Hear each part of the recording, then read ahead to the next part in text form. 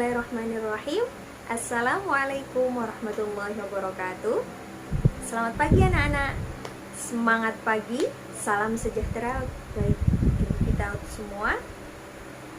Oke, perkenalkan nama saya Nurul Romaria, bisa dipanggil Nurul.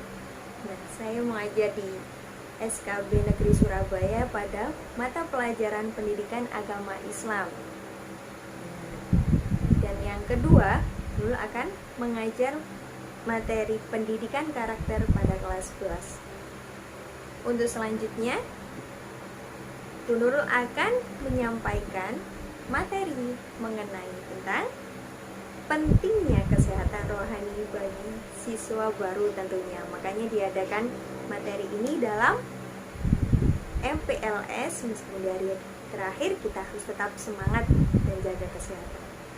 Anak-anak sudah tahu bagaimana cara kita menjaga kesehatan dalam pentingnya kesehatan jasmani, seperti halnya istirahat yang cukup, pola hidup sehat, patuhi protokol kesehatan, makan makanan yang bergizi, dan yang penting adalah kalian harus positive thinking bahwa kalian bisa sehat dengan bekal pentingnya kesehatan rohani bagi siswa juga.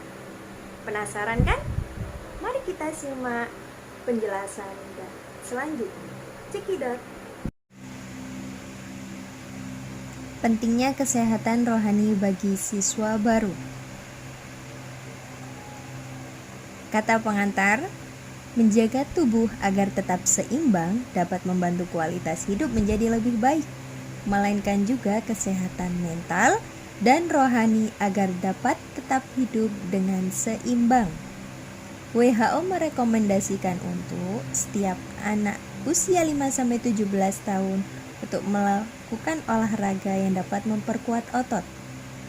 Bagi dewasa usia 18-64 tahun, melakukan olahraga minimal 150 menit selama seminggu.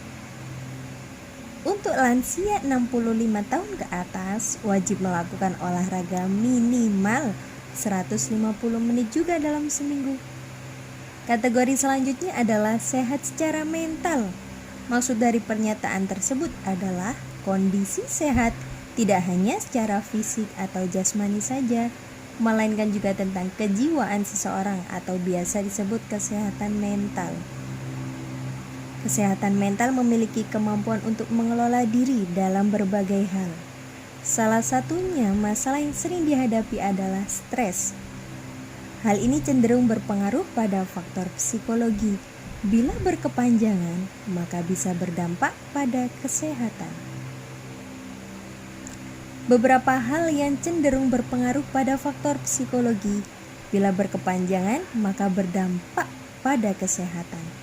Salah satunya adalah seperti halnya hilang motivasi dalam hidup, sering merasa sedih, khawatir berlebihan, tidak bisa menikmati hidup selayaknya, kehilangan rasa percaya diri, sulit dalam membuat keputusan, tidak peduli terhadap lingkungan, dan berpikir untuk bunuh diri.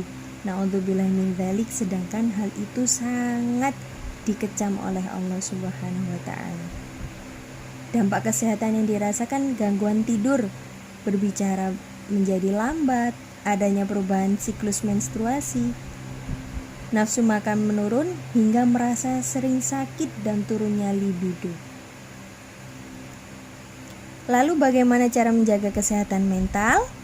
Ada 10 hal, antara lainnya adalah hargai diri kita sendiri, itu sangat penting sekali. Jaga kondisi tubuh, berada di lingkungan yang positif, itu sangat berpengaruh bagi kita semua. Mau memberi, belajar cara mengelola stres, bermeditasi sendiri, memiliki tujuan hidup, lakukan hobi yang kalian sukai, hindari sangat minuman alkohol, dan jangan ragu untuk meminta tolong bila memerlukan pertolongan. Macam-macam kebutuhan bersifat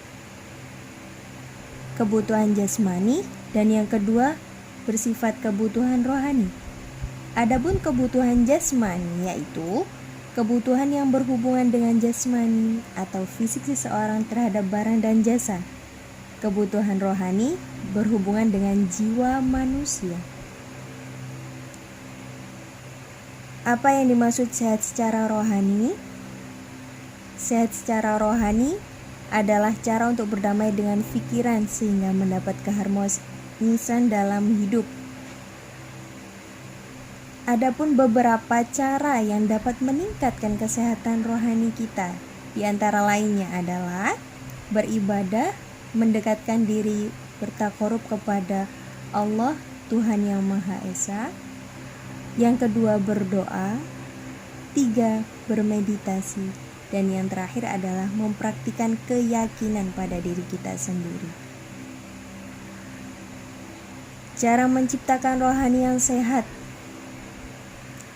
Yang pertama, kontrol diri kalian masing-masing. Maksudnya, kita dituntut untuk mampu memanage diri sendiri, baik berkaitan dengan aktivitas maupun hubungan dengan kejiwaan. Yang kedua adalah positive thinking. Positive thinking dapat menciptakan pikiran yang positif dalam beberapa setiap kesempatan. 3, kebutuhan pokok. Kebutuhan ini berkaitan dengan hubungan kita terhadap Tuhan secara batin dengan ketentraman jiwa. 4, hubungan sosial. Dalam menjaga agar jiwa selalu sehat, kita perlu memperhatikan hubungan dengan orang lain yang sering kita kenal dengan hablum minan nas. Tidak melulu menciptakan situasi yang tidak baik dengan orang lain seperti halnya sering bermusuhan, acuh tak acuh, ataupun penyakit hati yang lainnya. Itu sangat berdampak tidak baik bagi kesehatan jasmani maupun rohani kita. Yang terakhir adalah love yourself. Yang terpenting adalah bagaimana kita mencintai diri kita sendiri, sehingga apa yang kita lakukan akan berdampak baik bagi kesehatan rohani. Ketahuilah bahwa dalam diri ini terdapat segumpal daging. Jika dia baik, maka baiklah seluruh tubuh ini. Dan jika dia buruk, maka buruklah seluruh tubuh. Ketahuilah bahwa dia adalah hati. Hadis riwayat Bukhari dan Muslim. Hadis tersebut senada dengan firman Allah Subhanahu wa Ta'ala yang mempunyai arti, sesungguhnya sholat itu bisa mencegah dari perbuatan keji dan mungkar. Dan sesungguhnya mengingat Allah dengan sholat adalah lebih besar keutamaannya daripada ibadah yang lain. Surat Al-Ankabut ayat 45. Sekian, terima kasih, semoga bermanfaat. Thank you. Assalamualaikum warahmatullahi wabarakatuh.